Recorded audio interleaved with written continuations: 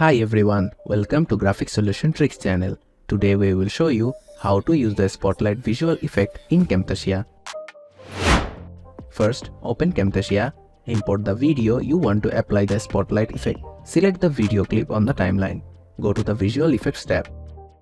Find the spotlight effect and drag it onto the video clip. Next, from the Properties section, you can play around with your spotlight effect. So first here you can change the color of the spotlight, whatever you want. If you want to undo it, just click on this restore icon. Then you can change the opacity of the light. It basically shows the dark side of the effect more noticeable.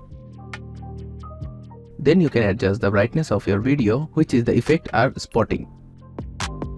Then you can change the focus of the dark light so that it makes more focusing on the spotted video. And by click on this icon in your screen, you can change the angle of the spotlight wherever you want.